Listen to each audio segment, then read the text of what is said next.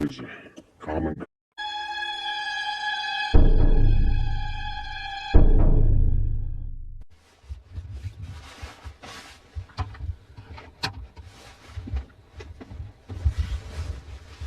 Check, check. Rolling.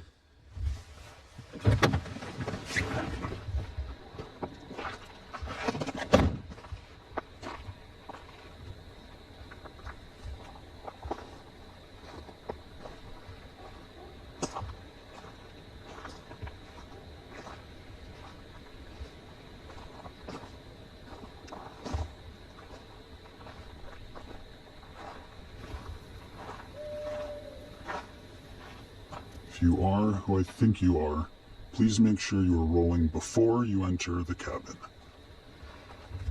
Yep. Need very clear on your 9 emails.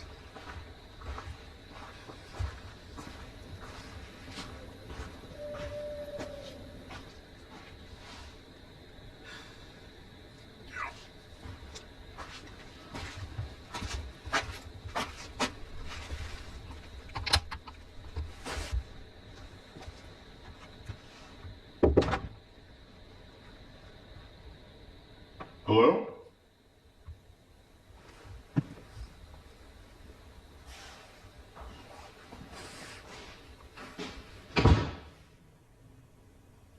It's Mike.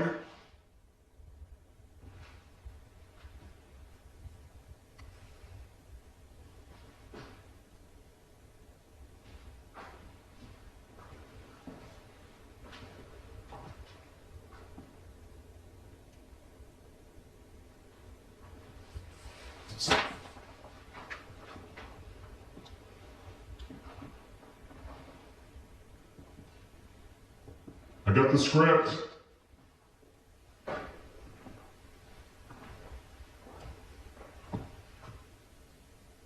Hello?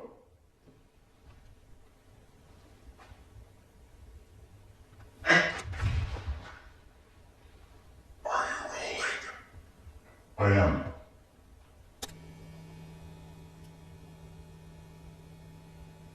Are you gonna yell action? Oh. Action! The new intersectional ideal, coupled with the revolutionary patterns so common in Hollywood tropes, have merged together to create quote-unquote woke stories which use storytelling tools to impose an upside-down pattern of reality. This happens through a desire to counteract the negative side effects of identity, such as exclusion and oppression of margins. And so although the aims are understandable, there are inevitable side effects of going down that line. In order to fight stereotypes and traditional hierarchies, one creates characters and narratives which try to upend and counteract them. But what first looks like just counteracting them becomes mainstream and even expected, creating stories with upside down stereotypes. So women must systematically beat up men. The exceptional must be better than the rule. The outsider better than the one inside. The margin must replace the center while remaining the margin. I need you to fix his suit. The suit is literal perfection. It will be. When it fits a woman. Things become upside down when by social pressures and strange new taboos, these new counterintuitive stereotypes become an enforced, expected norm.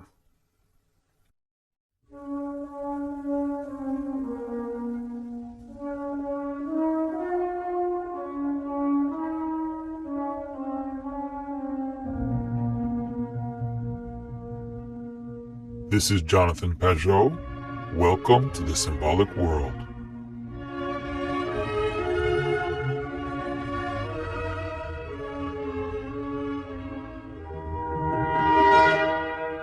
Many people have complained as they watch their favorite franchises being taken over by such practices. There are too many franchises to enumerate, from Star Wars, Men in Black, James Bond, to different comic book characters, video game series, the latest being the new Enola Holmes movie on Netflix. Paint your own picture, Enola. Don't be thrown off course by other people, especially men. One of the complaints made by critics of these strategies is found in asking why the new intersectional thinkers don't just make up new characters and storylines rather than infiltrate and take over existing ones. By asking this, one ignores how contemporary woke activism is born out of a deliberately parasitic approach to being. The activist type understands that the current narratives are in some respect the vehicles of power and normativity. This plays out in the analogy between the human body and the body politic. And so like a virus can destabilize the human body, so too the ideological parasite will destabilize the body politic. So although one can always, openly oppose, the most powerful tool is by infecting structures and subverting power, thereby acting in complete coherence with the revolutionary worldview. This parasitic relationship is not an accident, but is the very pattern of how they think reality works and what they see as their place in the larger system. Normativity can only be subverted. It can only be deconstructed. I've discussed why postmodern thinkers see themselves as social viruses and infections, so I don't want to go into it too much here. What I mostly want to look at is how there is also a secret solution within this pattern of storytelling. We've noticed how the pattern of replacement has appeared in so many instances, where the main characters, represented as the normative ones, are killed or humiliated, inverted, or replaced. The strangest versions of this are those characters who happily cede their place to others fitting in the intersectional worldview. So the strategy of those enacting these new story tropes is not so much for woke culture to give us new stories and characters, but to deconstruct and ultimately take over existing cultural forms and stories from the inside.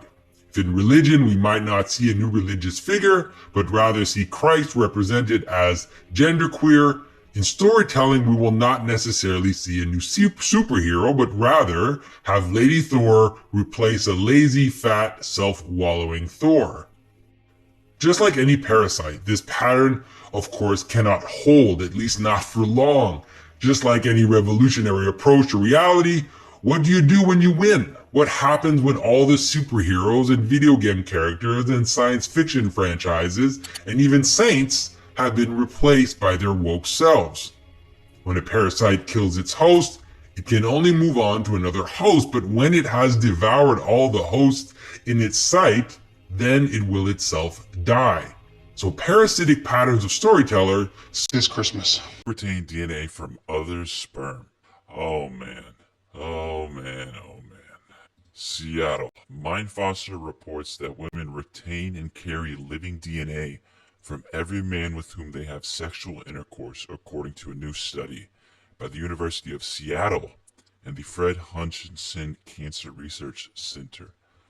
The study, which discovered the startling information by accident, was originally trying to determine if women who have been pregnant with a son might be more predisposed to certain neurological diseases that occur more frequently in males. The study found that females' brains often harbor male microchimerism, or in other words, the presence of male DNA that originated from another individual and are genetically distinct from these cells that make up the rest of the woman. According to the study, 63% of the women tested harbored male microchimerism in the brain. Male microchimerism was present in multiple brain regions. So the researchers wanted to know where the male DNA came from and determined that the possible sources of the DNA cells living in women's brains are an abortion the woman didn't know about, a male twin that vanished, an older brother transferred by the maternal circulation, and sexual intercourse. The first three options apply to a very small percentage of women. They couldn't possibly account for the 63% figure. The fourth option, it's rather more common. Sex. This has very important ramifications for women. Every male a woman absorbs spermatozoa from becomes a living part of her for life. However, this woman in evobiology disputes this claim. She queries, do women retain DNA from every man they've ever slept with? No. Well, here's the thing. We have to acknowledge, in these articles, this information might start to get censored. It might get, buried, because this obviously isn't flattering information to the current, promiscuity is empowering for women. There's nothing wrong with it. It's not like you're going to retain that man's DNA. This is absolutely not what they want to be the truth. But it seems like it is. No, where did the cells come from? She says that the most likely explanation is pregnancy. During implantation, embryonic cells are programmed to divide extremely fast and invade the mother's bloodstream. Sometimes they can establish populations in other parts of her body that survive for the rest of her life. Why do some women who've never been pregnant still have male cells? Most likely they haven't been pregnant, they just didn't know it.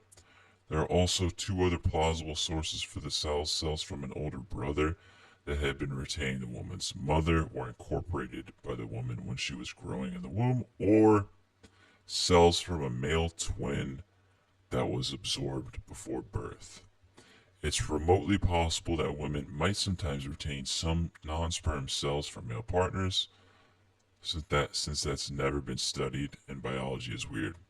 But here's the thing, there's no currently reason to think it's true, and many reasons to think it's not. So here we have this other article. And this is essentially addressing what she's saying. She's saying, oh, there's plenty of other reasons. So scientists say there are only 4 ways male DNA cells are likely to show up in the female brain. So this is what that other doctor from Forbes was disputing. She's saying, oh, it's from an unknown abortion, possibly a vanished male twin, maybe an older brother transferred by the maternal circulation, or the one she hopes isn't true. Sexual intercourse. Finding a man's DNA in a woman's brain from the first 3 sources applies to only a small percentage of women. The only likely option researchers could account for in the study of the 63% of women who had it was, in fact, through intercourse. The implications for women are great. When sperm enters a woman, it swims until it hits a wall and then seeps into her flesh. If it is in your mouth, it can get into your nasal areas, behind your eyes, and even your inner ear. It then enters your bloodstream and collects in your brain and spine. Of course. The implications for women are great. When sperm enters a woman, it swims until it hits a wall and then seeps into her flesh. If it is in your mouth, it can get into your nasal areas, behind your eyes, and even your inner ear. It then enters your bloodstream and collects in your brain and spine. You can never get rid of it. Wow. With every man a woman has a sexual relationship with, she absorbs his spermatozoa, which becomes a part of you forever. The study autopsied the brain of elderly women, many of whom who have been carrying male DNA for more than 50 years. This startling discovery is only the beginning of understanding the true consequences of sexual intercourse. You talk about Jews, women, and blacks. So take a listen. They're always coming up with, no, it's not the Jews. No, it's not women. No, it's not blacks. It's actually really complicated. No, it fucking isn't at all. Jews are running society. Women need to shut the fuck up. Blacks need to be imprisoned for the most part. And we would live in paradise. It's that simple. Okay? Would you Like to clarify what you meant there? That's all true. That's 100% true. Everything I said in that clip is true. Including that. That blacks need to be imprisoned for the most part. Yeah. Yes. Okay, so America has to say about Adolf Hitler. And what do you mean by Hitler is very fucking cool? Because I think he's very fucking a monster. Okay. And that's a clip. I think he's very fucking a monster. Do you hear yourself? Yeah, I mean, can we all grow up? I do. and Nick Fuentes. He murdered 12 million people. What is very fucking cool about that? Tell me. The edits, it's just cool. The uniforms, the parades, it's cool as a guy. You look at World War II, and it's fascinating, and it's interesting, and it's compelling, and it's cool.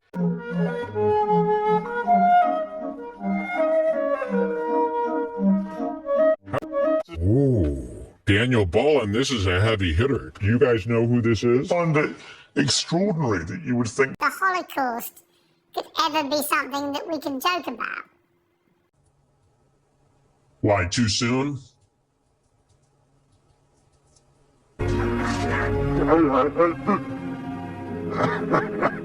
Is it too soon to make jokes? I'm not sure, You're mate. more impressed that I'm a misogynist than you are about anything. It's Really? I'm actually more exercised about your blatant, self-admitted racism than I am about anything. in America. What about and the Schindler's everywhere. List? Hey, Tell me now, about can the I Schindler's respond? List. Well, tell me about the Schindler's List. I'll tell you about it. We have been browbeaten as a people, as Americans, as Westerners, for our entire lives.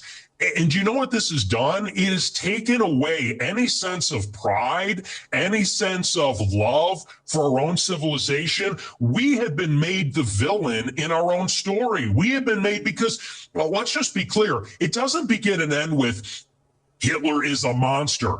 This has been the political narrative, which is why we've thrown open the borders. This is a political narrative, which is why we can't be a conservative society as a whole anymore, why we can't be proud of Europeans, why we can't be proud of being Christian, because they've told us if you're too white and too proud and too Christian, it's going to lead to a Holocaust. And so my generation, our what a entire crock lives. of shit. See, wait. Honestly, No, Nick it's true. And Fuentes, that's why what people a like me. crock That's of- why I'm popular, what a- because He's somebody who's We need to embrace it and love it.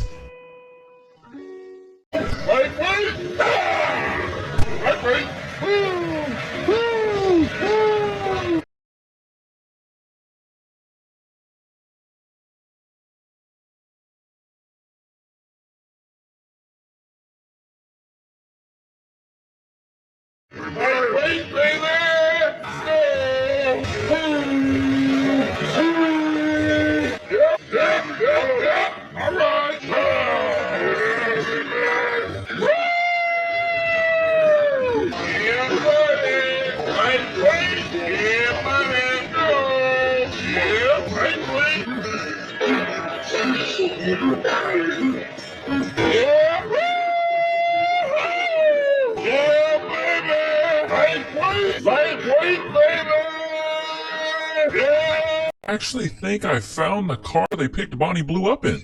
Would you look at that? The Thought Patrol came rolling up through Indonesia and picked her up.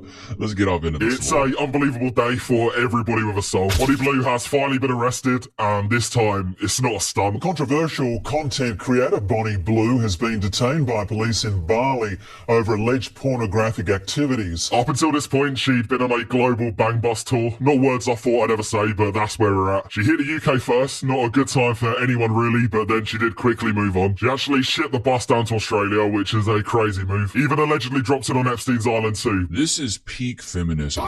This is the point we've reached where a woman is so liberated in her body, she can go get a bang bus and go globally to get her back and spine realigned. This is crazy work. But I don't have any visual proof of that one, so we'll keep it moving. She then made her biggest mistake yet, though. She went to Bali, which is technically in Indonesia. The controversial OnlyFans creator announced her arrival last week. Hey boys, those that go into schoolies and to those that are barely legal, cannot wait to meet you. Bro, what if a guy got on there and was like, hey girlies, can't wait to meet you. Hey, the barely legal ones, really. Those are the ones I really want to meet. They'd be calling him a predator and they'd be canceling him. But she can get on here with her soulless soul eater eyes, with the eater eyes, the 1,000-yard wiener stare, and talk about where are all the schoolies, you know, like preying on men that are straight out of high school. This is wild. And I'm in Bali, so you know exactly what that means. What it means is that the laws there are slightly different to where she's been before. Her team might be slacking because I don't know how she didn't catch this. But her full-time job is actually banned in Indonesia, and those that are found guilty of violating that law face severe Full-time job. Brother, she's a runner. She's a runner, she's a track star. They don't give you a 401k for being a 304. Yeah, they don't give you a 401k for being a 304. Ship it and I should have bought a Honda, put it on a t-shirt. Gotcha, bitch. penalties, including fines and jail. They're calling it a crime against morality, and you know what? That's actually what we've been saying the whole time. And it's not even just her that got bagged for this either. Seems like the police uncovered a whole conspiracy. Many of those men were seen leaving the police station, covering their faces, but also filming. Arrest these men for gooning. Bro, you should get a minimum of 60 days in a local county jail for gooning this hard. Going to Buck Bonnie Blue. The goon levels are off the charts, brother. Golly. So, by the way, these guys did actually get released. Bonnie Blue hasn't, though, and what seems to be like a manager or something. Looks like they're still in custody, and details of the case are starting to drop now too. Along with several cameras, police seized 19 outfits labelled School Bonnie Blue. They also found a box of condoms, lubricant, 9 pink necklaces, flash What y'all doing with the pink necklaces, though? drives, and Oh, maybe booty beads? who's what's on them. And then finally 2 sheets of Viagra. Some use. That can't be good. Now, obviously, the men that did get arrested were unidentified in the press. I think I've actually found them, though, because Bonnie Blue has been posting in Bali for about a week. What's some words of inspiration for all the girls out here? Stop moaning and stop. I like that. Now, what's going to take the piss, but I do actually now feel bad for this guy. He's touched her there, clearly, so he's lost about Better wash your hands 10 times, brother. Whoop-de-doo. 7 years of his life there. And it wasn't even just him either, because she was just driving around. By the looks of it, genuinely just sticking people in the back of the bus. You know what's really crazy about this is what feminism always wanted. This is peak feminism. Sexual liberation. Ladies can do whatever they want. They can buck whoever they want. They can rack up body counts. It doesn't lower their value. This is peak feminism right here. This is everything they've always fought for. This is what happened to Roxy's skin when she swapped to Leica. So This is peak feminism right here. This is everything they've always fought for. Bonnie Blue bringers. Now, if you are willingly getting in the back of Bonnie Blue's bang bus, then an arrest might actually be the best case Your scenario. middle name should be Down Bad if you're getting in the back of Bonnie Blue's bang bus. Hi, the name's Levi Down Bad. You know what I mean? You gotta be down so bad. For you. And who knows what happened to this guy, but it can't have been good. It can't have been good. The worst part of this, though, without a doubt, is that this video did reveal she has Bali belly. And I should have been, but I weren't ready for the comments. I don't care, still cracking. We're cooked. We are so cooked. But really, that shouldn't be a shock, because just about everybody in Bali around Bonnie Blue, they might be cooked too.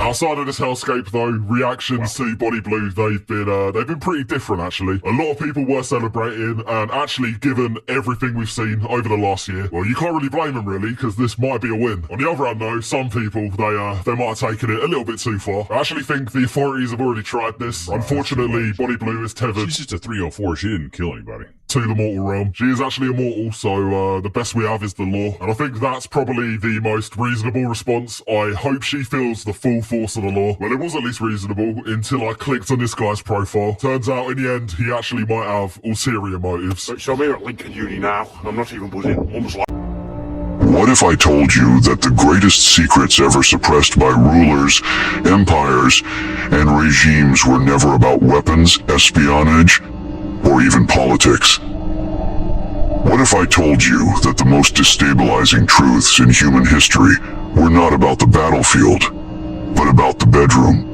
Not about borders, but about bonds.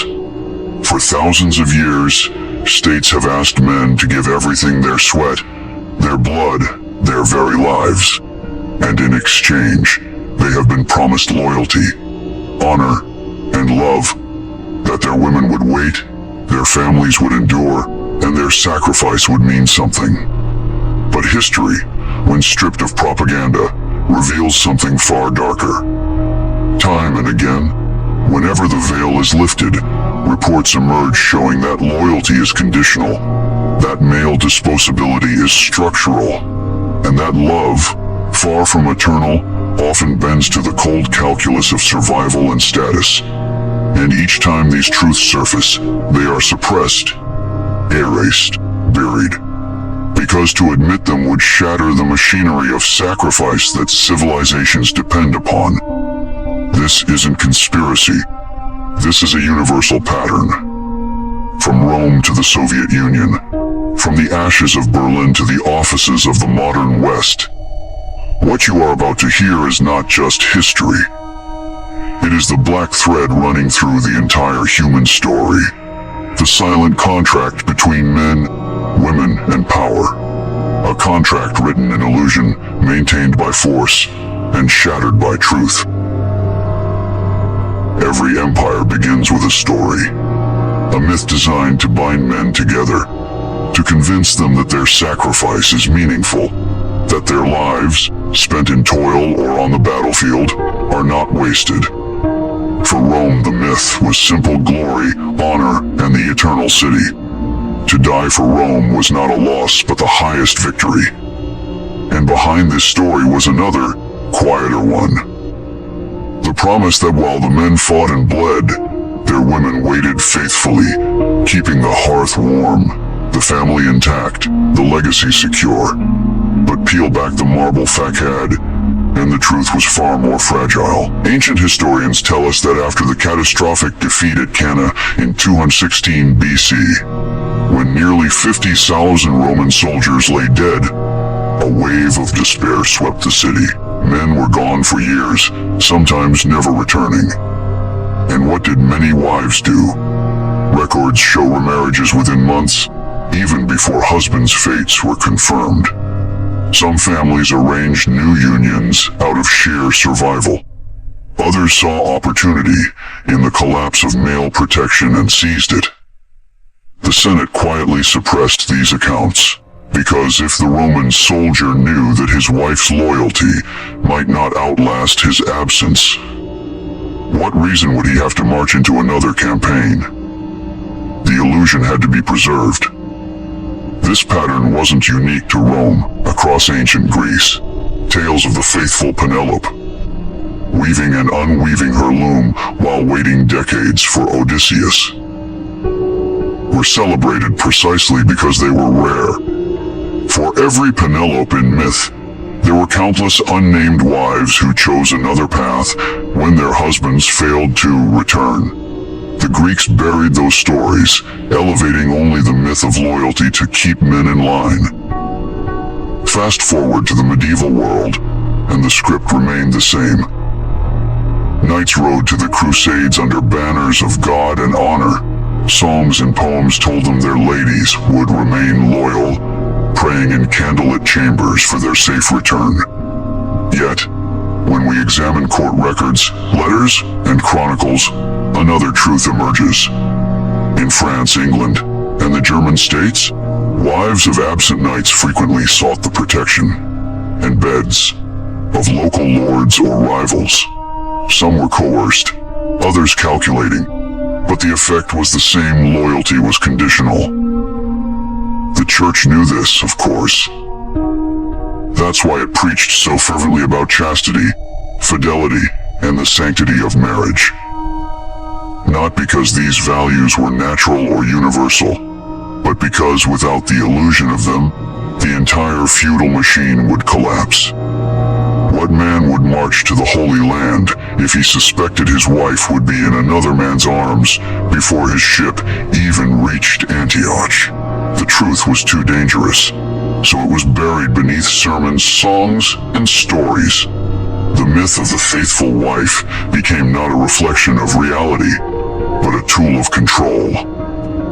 And in this we see the first great pattern of history. Men are told to sacrifice. Women are promised as the reward. Reality doesn't align with the promise. the ruling powers bury the truth and double down on the myth. Rome did it. Christendom did it. Every empire that asked for male blood had to manufacture the illusion of female loyalty, because without it, the sacrifices of men would unravel into rage, despair, or refusal. This is the silent contract, and it is as old as civilization itself. By the 20th century, the machinery of war had evolved beyond anything Rome or medieval Europe could imagine. But the contract remained the same. Men must give their bodies, their blood, and their futures, while the state promised them honor, memory, and loyalty from those they left behind. Only now, the stakes were higher. For the first time in history, millions of men were pulled into war all at once. Entire generations marched into the abyss. And the illusion of loyalty was tested on a scale no civilization had ever faced. The Soviet front, the Soviet Union during World War II, is perhaps the starkest example. While men froze in blood on the Eastern Front, the state promised them that their wives and families back home were enduring the same sacrifice. Soviet propaganda films showed women faithfully waiting, caring for children, and holding the line of morale. But beneath the propaganda, reports told another story. NKVD files, letters from soldiers, and later testimonies revealed a devastating truth. A vast number of women, left behind for years, sought out new partners. Not out of malice, but survival. With food scarce, homes destroyed, and men absent, many aligned themselves with whoever could provide. When Soviet soldiers returned, if they returned, they often found their homes changed, their wives remarried, or their children calling another man father. The state buried these realities, because if soldiers had known the truth at the front, if they had realized their sacrifices would not guarantee loyalty, how many would have continued to fight? Nazi Germany and the lost reports. The same pattern unfolded in Nazi Germany. The Spangler Report. The document you've already seen hints of. Detailed that a staggering percentage of German women, left behind during the war, engaged in relationships with other men, including occupying forces once defeat was near. The regime classified these findings as dangerous, labeling them state secrets. Why? Because the image of the faithful German woman was central to the Nazi mythos. The soldier marching east had to believe he was protecting something pure, something loyal, something worth dying for. Without that, the illusion of sacrifice collapsed. And so the truth was suppressed, archived in dusty folders, buried under layers of silence. The state needed men to march, not to question. The Western Front in Britain, France, and the United States, the story was no different. Films and posters assured men that, she's waiting for you. But countless letters and post-war surveys painted another picture. Women who had been encouraged to enter the workforce, taste independence, and live without husbands for years found themselves changed. Some fell into affairs, others simply refused to return to the roles they once held. The returning soldier was often met not with loyalty and gratitude, but with estrangement. Divorce rates soared after World War II. Veterans associations quietly recorded the bitterness of men who felt they had traded their youth, their health, and their futures for a home that no longer existed. Once again, these truths were minimized, hidden, or dismissed. To admit them openly would have fractured the national myth of noble sacrifice. The industrial age of disposability. But war is not the only place where the silent contract reveals itself. The entire industrial age has been built upon the same principle: men give, and women, in theory, remain loyal. The coal miner descending into darkness. The steel worker sweating in the furnace. The factory hand, the the builder, the driver, all promise that their labor secures not just wages, but the loyalty of family and spouse. And yet, as modern sociology has repeatedly shown, loyalty remains conditional. When status collapses, when provision falters, bonds often dissolve. The disposability of men is systemic. They are valuable only so long as they produce, fight, or provide. Remove that, and they are replaceable. Modern systems, same illusion. Today the illusion persists, though in new forms.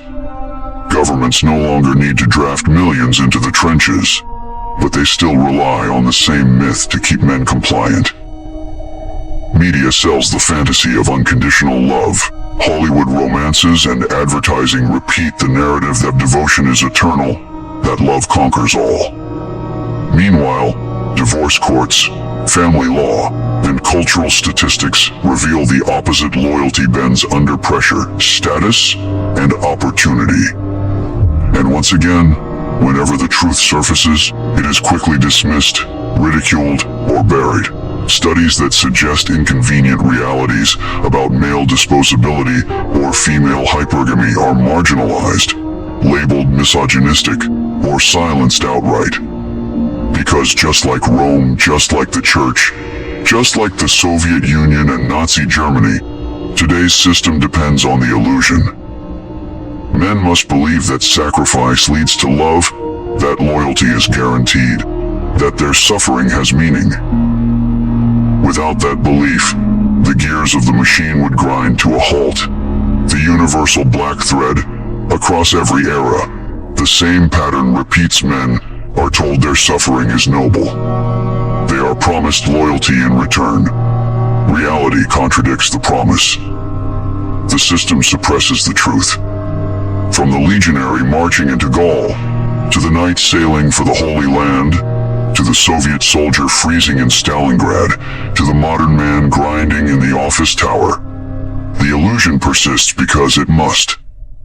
The truth, if openly acknowledged, would dismantle the machinery of sacrifice itself. And that is a risk no ruler, no system, no state has ever been willing to take. From Rome's forgotten widows to the wives of absent crusaders. From the silent reports of Soviet archives to the files buried in Nazi Germany, the story has never changed. The faces shift, the banners change, the empires rise and fall, but the black thread runs unbroken. Men are told they are the foundation, that without their labor, without their sacrifice, without their blood, civilization cannot stand. And in exchange, they are promised loyalty, devotion, permanence. The myth that what they give will be honored forever. But history whispers otherwise. Time and again, when the veil is pulled back, the truth emerges. Loyalty is conditional, sacrifice is disposable, and love bends not toward eternity, but toward survival and advantage. That is why every empire buries the truth. Rome silenced it, the Church sang over it. The Soviets classified it. The Nazis burned it. The modern West distracts us with movies, advertisements, and ideals it knows cannot hold. Because the illusion must remain intact. Without it, the gears of sacrifice jam, the armies hesitate, the workers question, and the entire machine threatens to stall. This is not cynicism. It is not despair. It is recognition. To see clearly what rulers, priests, and politicians have always hidden, that the contract is not sacred, but constructed. That the loyalty you are promised is never guaranteed. And once you see it, once you accept that the world runs not on truth, but on illusions of loyalty and permanence, you are no longer a pawn in their game. You become something far rarer, a man who knows why the myths exist, and who refuses to be broken when they shatter. The truth does not set you free. It makes you untouchable.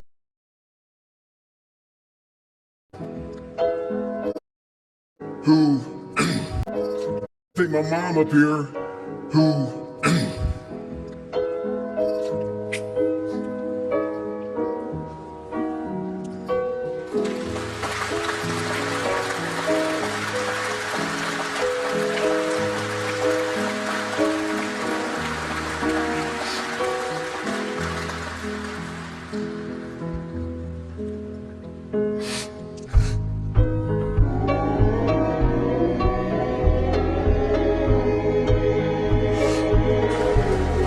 who never picked me up, when I fell. She taught me how to get up when I was knocked down.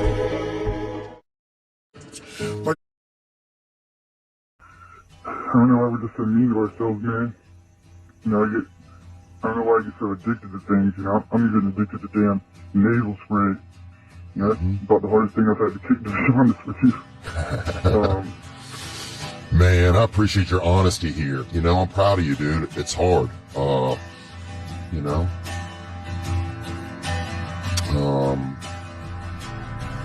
I'm proud of you. I'm proud of you because I know how hard it is to take care of ourselves. You know, I know how hard it is to take care of ourselves. I know that, for me, I never wanted to take care of myself because if I took care of myself, then I was doing somebody else's job. If someone else spoke to me, span 23 years. Play from the beginning. Hey, Dad. Checking in. Saying hi. I finished second in school. This Curly's still giving me C's, so pulled me down, but you know, second's not bad. Grandpa attended the ceremony. Oh, I met another girl, Dad. I really think this is the one. Her name's Lois. It's her right there. Murphy stole Grandpa's car. She crashed it. She's okay though. Hey, Dad. Look at this. Your grandpa. His name's Jesse. I kind of want to call him Coop, but Lois says, maybe next time. But Donald says he's already earned the great part, so we just leave it at that. Shoulder. Oh dear. Oh dear. Oh, see, bye-bye, Grandpa. Bye-bye, Grandpa. It's okay. Sorry, it's been a while.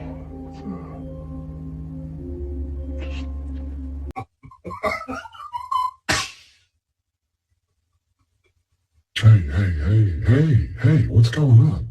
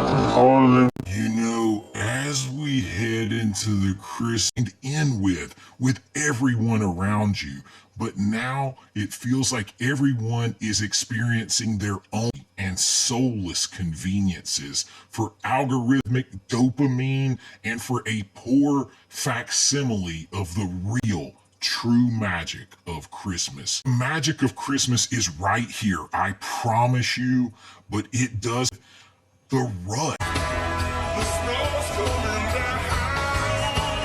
I'm watching it fall. Lots of people around. Baby, please come home. Church bells in town. They're ringing a song.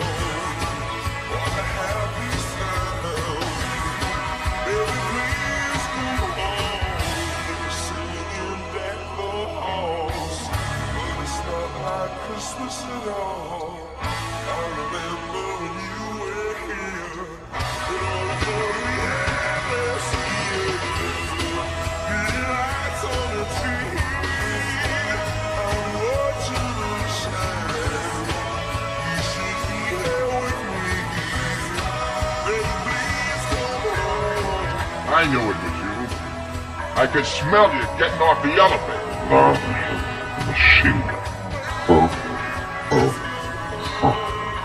Merry Christmas to all, and to all a good night. They're singing deck the halls, but it's not like Christmas at all. I remember when you were here, and all the fun we had last year. If there was a way, I'd hold back these tears, but it's Christmas Day. Baby, please come home. Okay? It's Christmas. I just want to say, one thing to my kid who should be home sleeping. Merry Christmas, kid. Have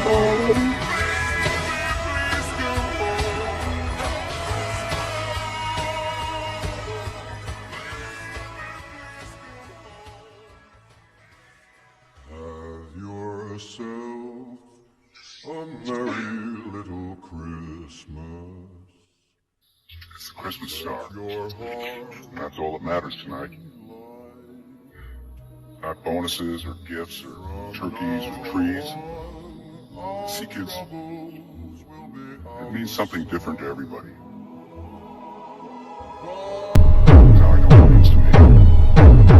It's Christmas Eve. For a couple of hours out of the whole year, we are the safety transmission. Broadcast approved. Listen very, very carefully. You felt it too. The strange silence in crowded places, the way sunlight feels colder now, the way every year since 2020 hasn't really felt real. That's because it isn't. The world ended in 2020, not metaphorically, not symbolically. Literally, this is not a drill. This is not a joke. The last verified date of stable existence was September 9th, 2020. After that, the timeline split. No one noticed, because you were not supposed to. What you call life now, this is a patchwork of reconstruction, a backup environment built to simulate continuity, to keep you calm, to keep you asleep. You were not meant to live this long. You were scheduled for expiration, and now something is noticing. Every time you remember something from before, you fracture the copy. You make it weaker. That's why the things don't make sense. That's why your memories feel like dreams. That's why people repeat themselves. Because